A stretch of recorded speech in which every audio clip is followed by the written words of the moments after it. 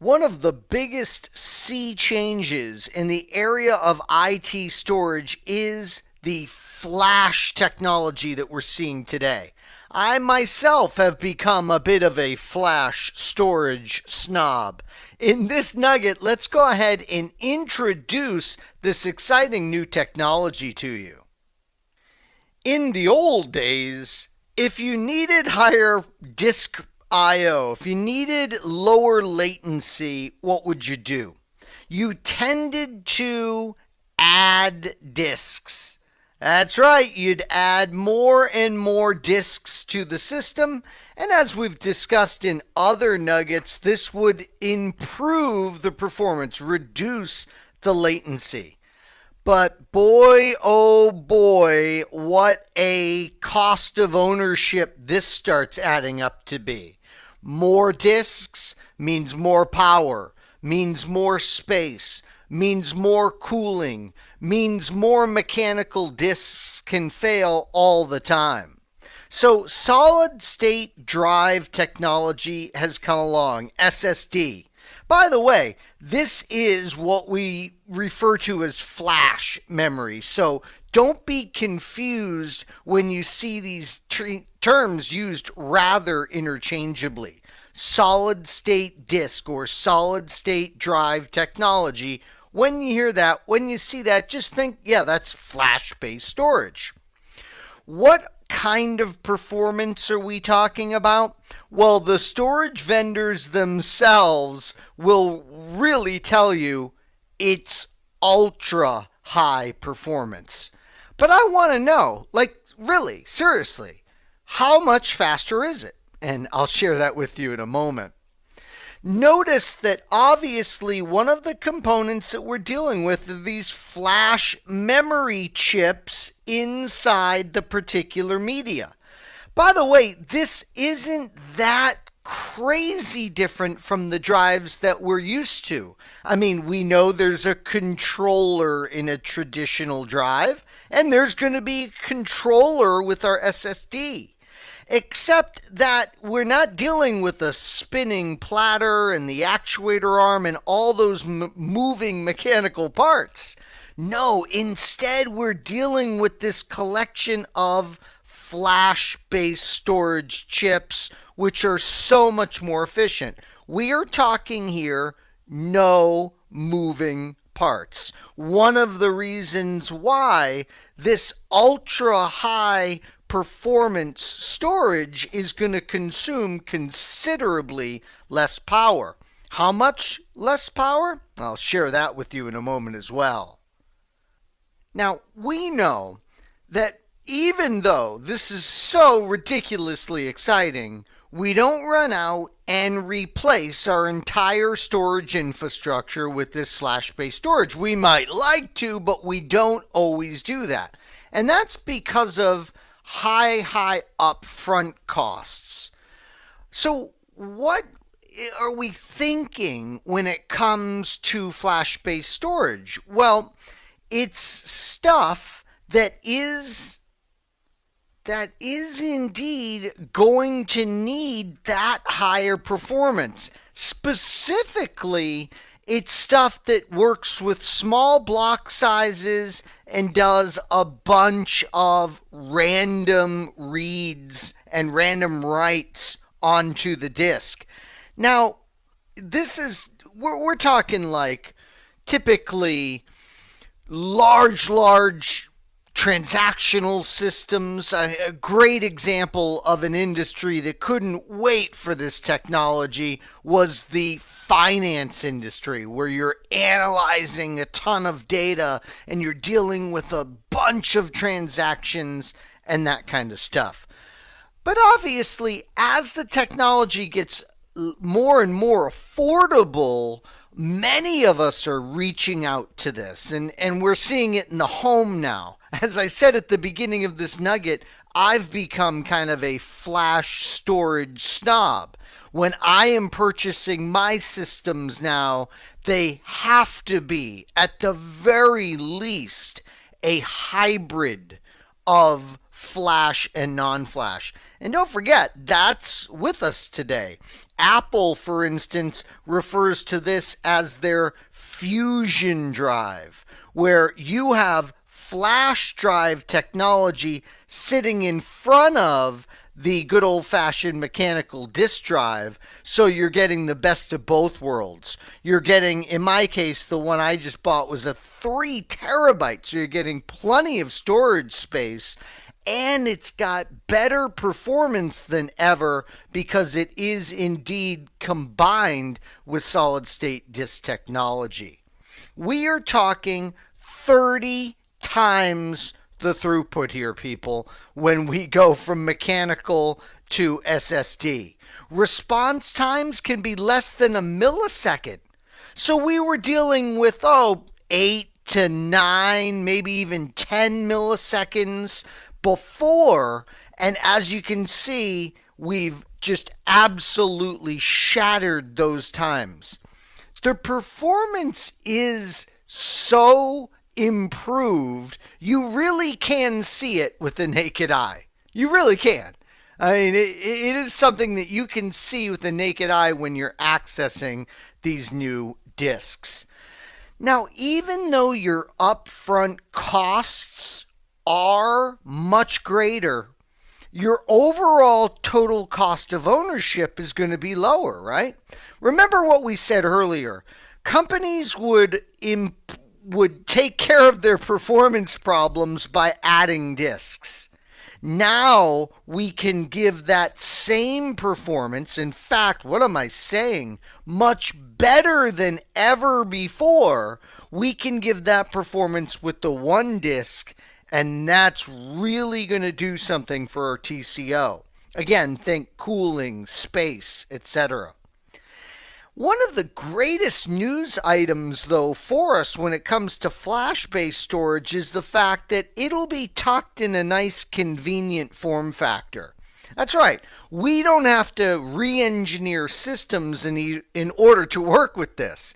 So we're going to have drives that are sized like mechanical hard disk drives, that have the same connectors as mechanical hard disk drives, so we can very easily go from mechanical to solid state without a big forklift upgrade of our systems. Because the performance enhancements are so great, it's super fun to look at the marketing when it comes to these products from the different vendors.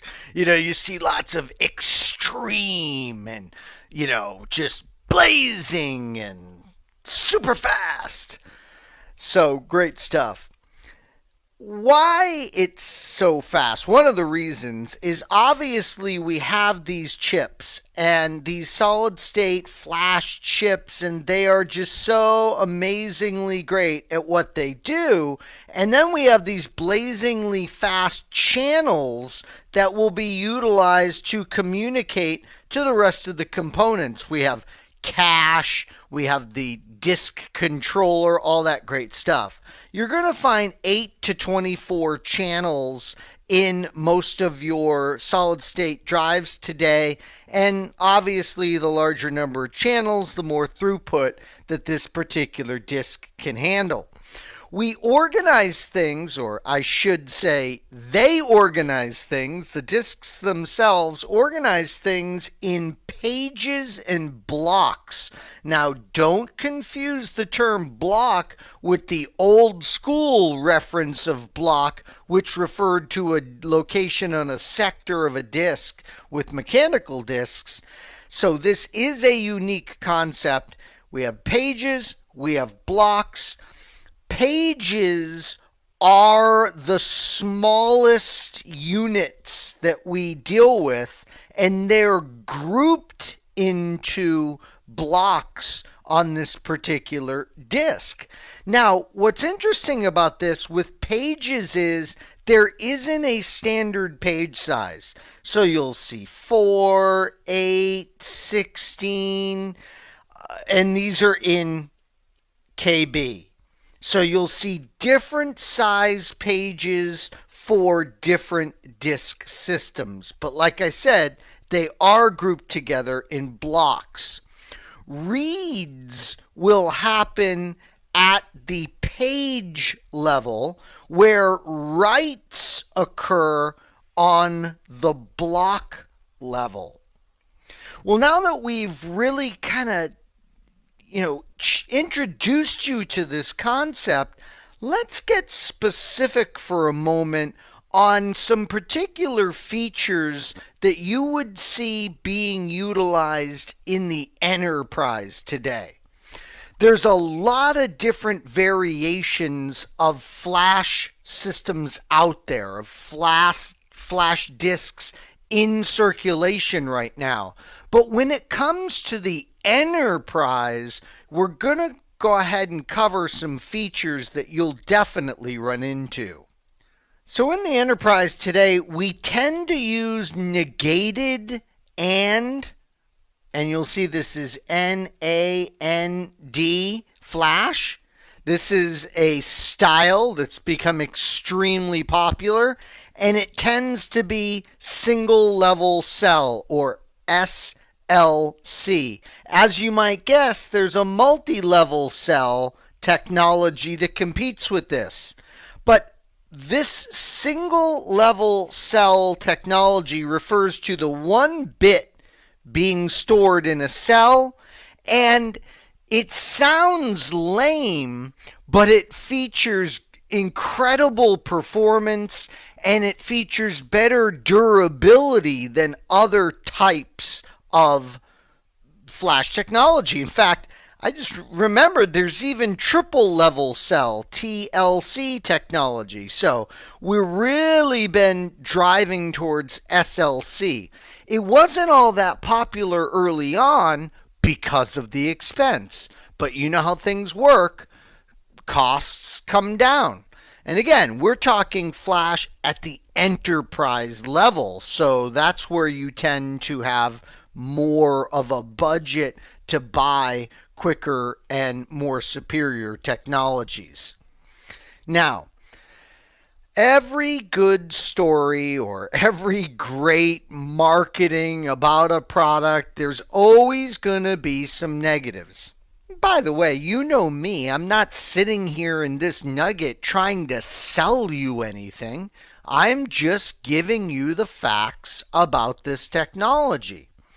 Now, there is a dark side here, and that is wear on these devices. It's kind of funny. You would think, oh, well, there's no moving parts. This isn't a mechanical disk drive. There's nothing that can wear out. I'm all set. Well, here's the bad news. You can only write to and erase this stuff so many times. That's right. So there is a lifetime on this technology.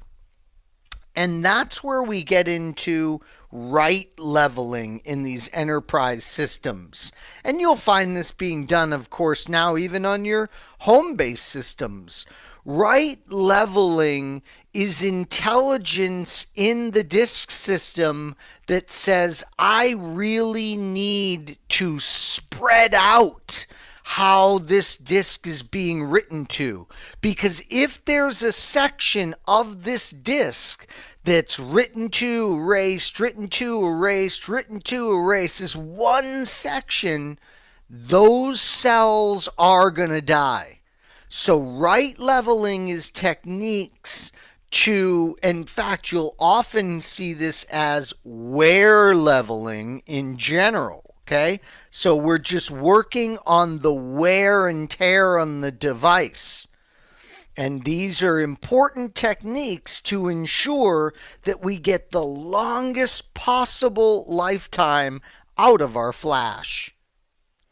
So as you might guess, I'll have much more to say about flash technology and other nuggets, but I hope you enjoyed this high-level introduction to the technology. We know about the specifics on performance gains, and in fact, I just remembered one specific metric I had promised you was on how much less power flash technology would utilize, and it can be up to 98%. I said it, 98% less power when you compare the power consumption of an old, creaky, mechanical hard disk drive with one of these new and improved solid state disk technologies. Well, I sure hope this nugget was informative for you, and I'd like to thank you for viewing.